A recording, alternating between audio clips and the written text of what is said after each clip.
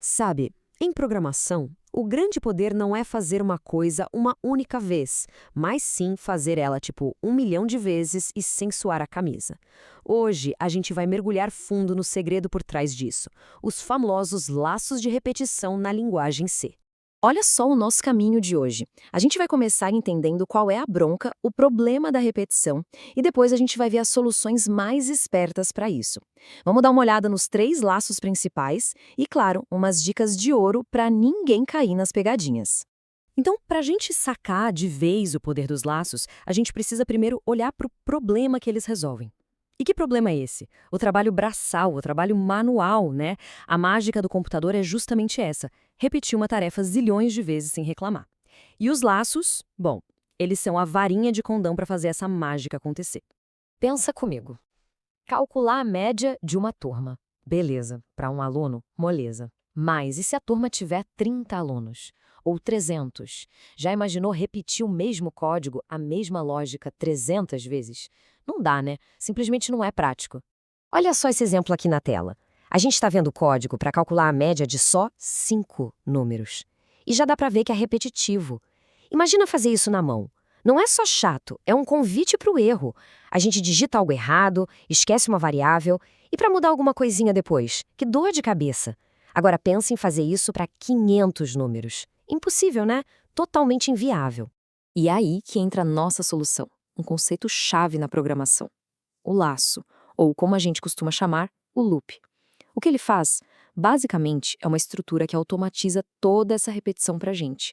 Ele pega um bloco de código e fica executando, executando, executando, enquanto uma condição que a gente define continuar sendo verdade. Beleza, vamos começar a abrir a nossa caixa de ferramentas. E a primeira delas é o laço while. Ele é tipo o feijão com arroz dos laços, sabe? O mais fundamental de todos. E a lógica dele é bem direto ao ponto. Ok, a sacada mais importante do while é essa. Ele funciona como um segurança de balada. Ele primeiro checa a condição, lá na porta. Se a condição for verdadeira, beleza, pode entrar e executar o código. Se não for, ele barra a entrada. O que isso quer dizer? Que o código dentro do while pode rodar várias vezes ou nenhuma vez. Se a condição já começar falsa, o programa nem entra na festa, ele passa reto. E esse fluxograma aqui ilustra isso perfeitamente. É a lógica do verificar primeiro. O fluxo do programa chega ali naquele losango, que é a decisão, e pergunta: e aí, a condição é verdadeira? Se a resposta for sim, ele desce, executa os comandos e, olha que legal, ele volta lá para cima para perguntar de novo. Se a resposta for não, ele só segue o baile e ignora completamente aquele bloco.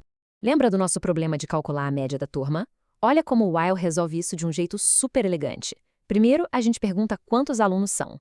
E aí vem a mágica. Enquanto o nosso contador de alunos for menor que o total, o programa fica lá, no loop. Pede a nota, soma no total geral e aumenta o contador. Pronto, simples assim. E o melhor, funciona igualzinho para 5, 50 ou 5.000 alunos. Tá, mas e se a gente precisar garantir que um pedaço do nosso código rode pelo menos uma vez, mesmo que a condição seja falsa logo de cara? É para isso que existe o do while. Pensa nele como o irmão rebelde do while. Ele inverte totalmente a lógica. Ele primeiro faz o do, o que está no bloco de código, e só no final ele vai checar a condição, o while. Qual a consequência disso? A execução daquele bloco é garantida pelo menos uma única vez.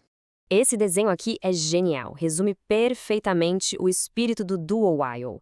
É o coiote correndo para fora do penhasco e só depois ele olha para baixo para ver se tem chão. Exatamente essa lógica. Primeiro a gente age, depois a gente verifica as condições. E onde a gente usa isso na prática? Um exemplo clássico é o menu de opções. Pensa só, faz todo sentido. O bloco do mostra as opções na tela. Afinal, a pessoa precisa ver o menu para poder escolher, né? Isso garante que o menu apareça pelo menos uma vez. E só depois o while vai checar se a opção digitada é válida ou não. Se for inválida, o que acontece? O loop roda de novo e o menu aparece outra vez. Bom, agora vamos falar do nosso último tipo de laço, o for. Esse aqui é o especialista.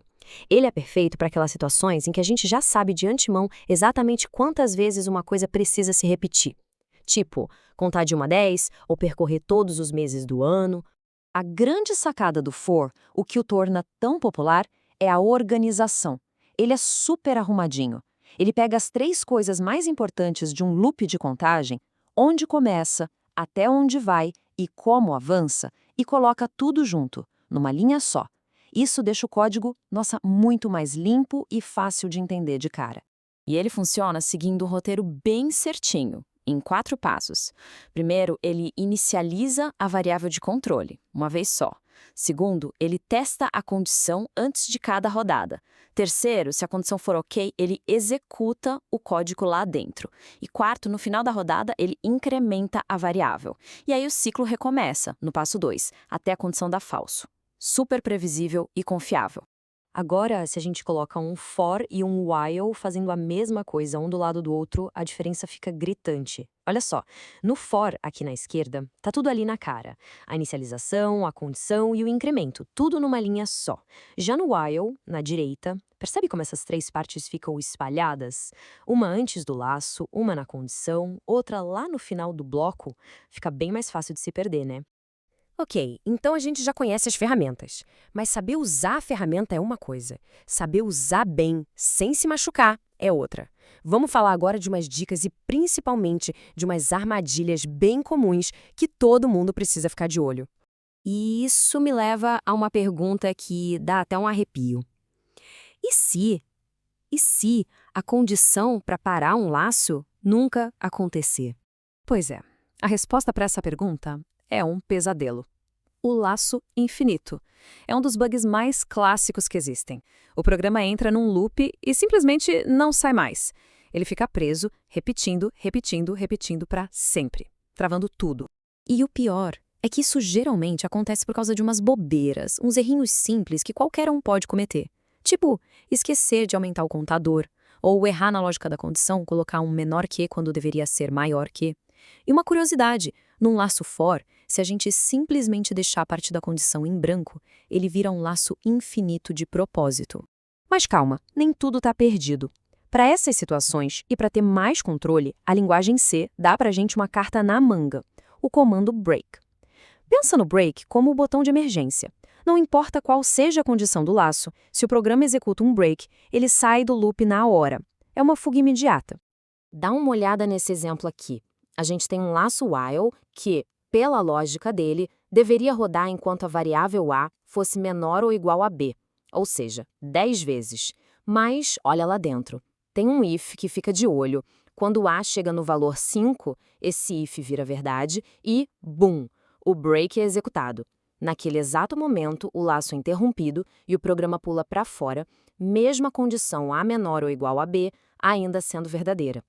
Então, no fim das contas, a gente percebe que laços são muito mais do que só uma ferramenta de código. Eles são, na verdade, um jeito de pensar, um jeito de olhar para um problema, encontrar um padrão de repetição e criar uma solução inteligente e automática para ele. Isso muda a forma como a gente resolve as coisas. E a pergunta que fica no ar é, agora, com esse poder em mãos, qual é a primeira tarefa repetitiva, seja no código ou até na vida, que vem à mente para ser automatizada?